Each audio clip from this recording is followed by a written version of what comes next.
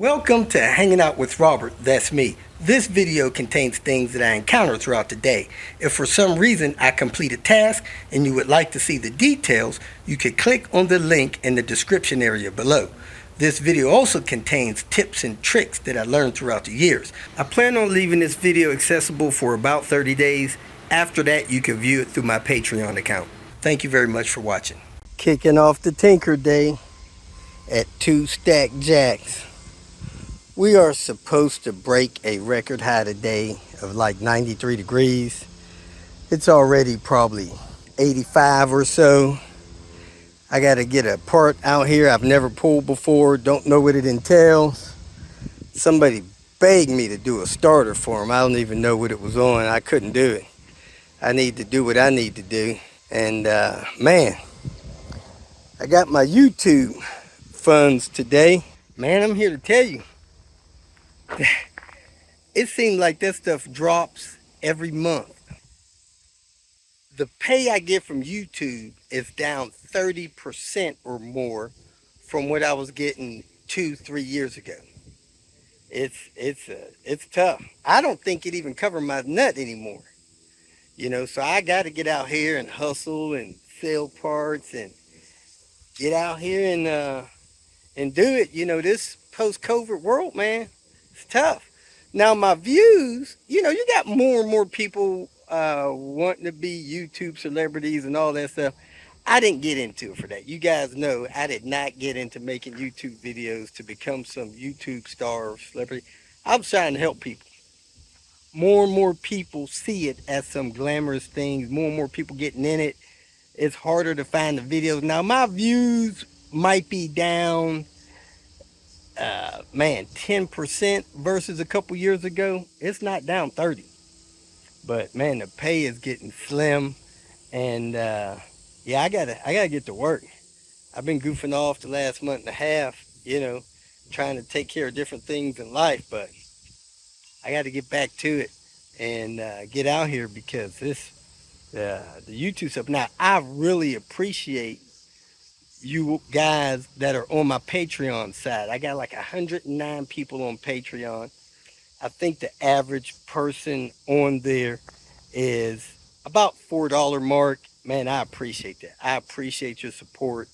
And hopefully I'll get that up another 50 subscribers or so on Patreon, that people that want to help me out, just so it offsets this deficit on the regular YouTube side, because man, that's a lot. I would actually need another 150 Patreon subscribers to offset the deficit that the regular YouTube is paying out on. You know, I mean, I didn't get into it specifically for the pay.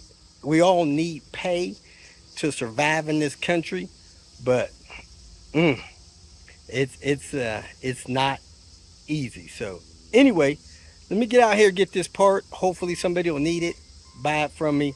I can move on and offset this YouTube pay that I'm getting shorter and shorter on. Like I said, it's like 30% down from just a couple years ago. It's tough out here. Well, here it is, folks. This is I think it's a 92 Volvo 940. It has a dual valve head on it. These are supposed to be desired parts. It would be a shame for this thing to be just crushed in the salvage yard when people want them. So I'm gonna go ahead and try to pull it, get it out of here, and get it in somebody's hands that wants it or can use it. So let's get started. In this video, I'm going to be pulling a dual cam cylinder head from a Volvo 940. These are somewhat rare and a lot of people want them. I'm going to start out by removing this fan housing, getting rid of some of this, I guess this may be rodent bedding. Take the cover off of the front, cut the belts off, take these two screws out here, take that cover off, get the valve cover off, take the timing belt off, and just go from there. So let me remove this however that's attached, and keep going from there. Forgot my water, which is a shame, but on these cars, to get the access from the hood, you pull the hood down a little bit and you turn these on both sides, and you can lift the hood straight up. Now you have a little bit more access. I got a lot of this bedding taken out. I'm actually going to start out by removing the grill, set that aside, take this front piece off, set that aside, then take this radiator support off, take that aside, and then take this off. Here, the grill, you just squeeze in these two tabs and pull these two clips out. Let me get them out and take two hands. Squeezed those clips with pliers, lifted the grill out. I got this piece off of here, just a little quarter turn on that thing, lifted that out. I got these two radiator braces off, 10 millimeter, got that out. Now I'm gonna take these, look like 12 millimeters out. 1, 2, 3, 4, 5. Nut there, and then lift this off, which should give me easy access to getting the radiator out. I'll disconnect the hoses from the radiator, disconnect the transmission line from the radiator. Should be able to lift the radiator out from in front of that fan, and I'm gonna unplug the fan shroud. Looks like it's got 2 screws here. If they're not too rusted, get those out and pull all that stuff out of the top. I took 2 T30s out of here, the 2 10s off the front, 8 millimeter off the back of this. Now this did lift up because those T30s are holding the fan in. So now I'm gonna try to unscrew those 2 screws and undo the hoses and stuff from the radiator, get that out of the way. I want to get that belt cover, that's the goal. I disconnected the upper and lower radiator hoses, disconnected the upper and lower transmission lines, disconnected the reservoir fill line, and I lifted the radiator up and out of the car. Full of coolant, so wasn't leaking. Now I somehow lost my 7 millimeter socket when I disconnected that top line. I don't know where it fell. I can't find it, don't see it, didn't hear it. All this leaves, it just vanished. Anyway, so I had to use a screwdriver. This top front cover is on by 2 screws and 2 bolts. Got a T25 there, T25 here, a 10 millimeter there, and a 10 millimeter down there. So as soon as I get this out, that top front cover will come off. I got the cover off. As you can see, the belt is still intact, in good shape. Now I'm gonna take that spark plug cover thing off, the valve cover off, and then get these cams out. I took the cover off. It was hard getting those Phillips screws out. I had to actually put an adjustable jaw on the handle of my Phillips screwdriver to get those screws out. I took the 15 acorn nuts off around it.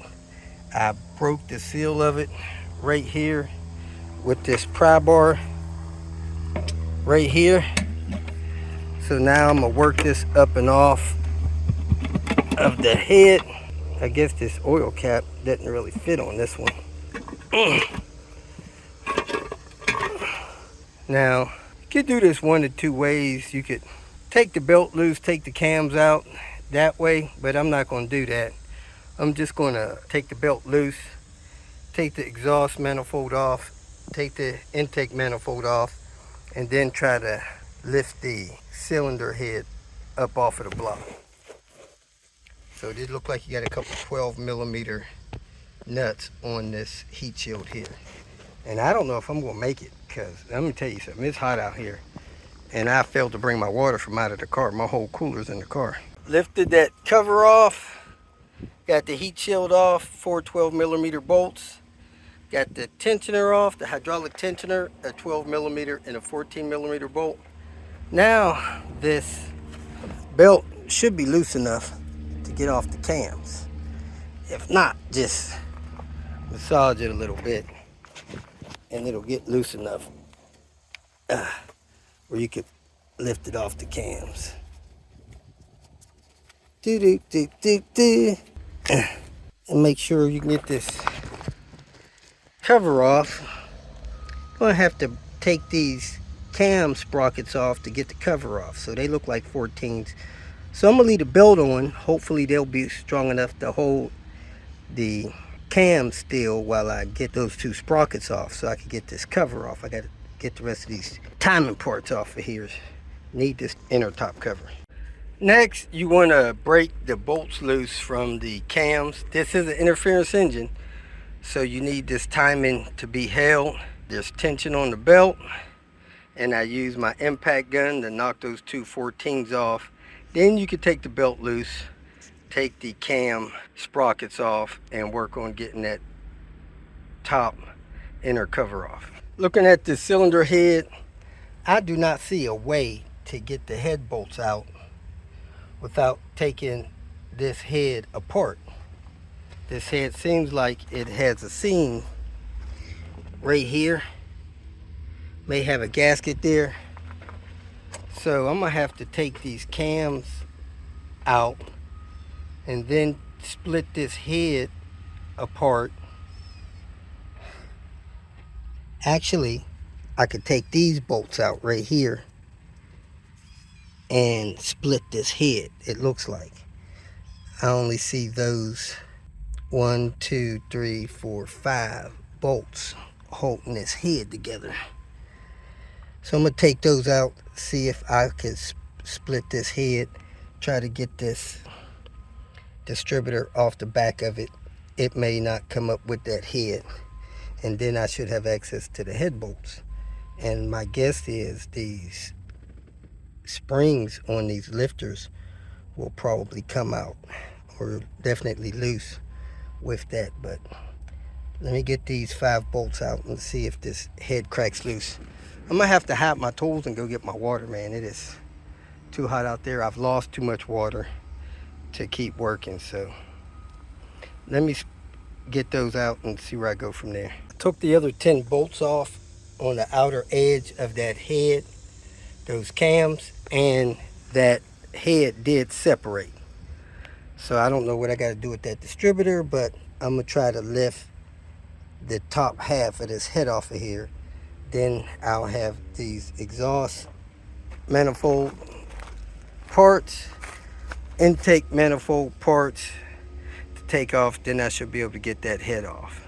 Let me see what's going on with that, but I've got to hide my tools and go get my water, cool off a little bit.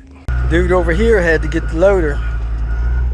Anyway, I'm gonna try to figure out what's going on with this distributor, get it off the back of this head so that I could split this head.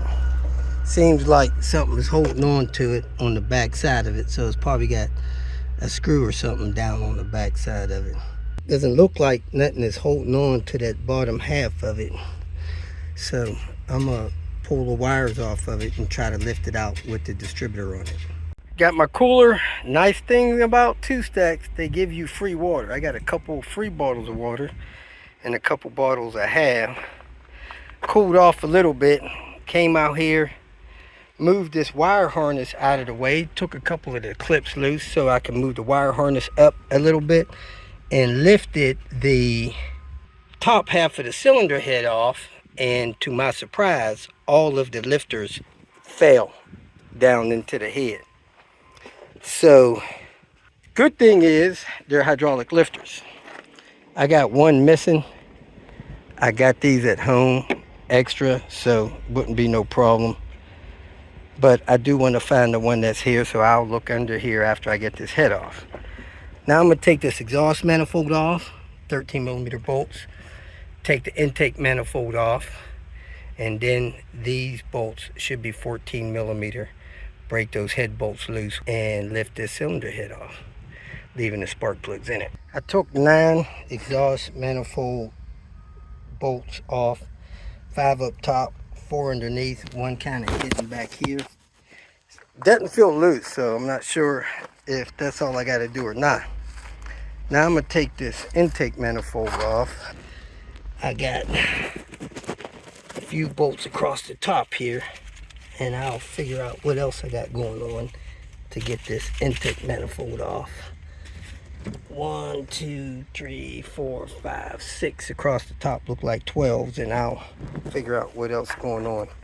I see 1, 2, 3 underneath, maybe 4.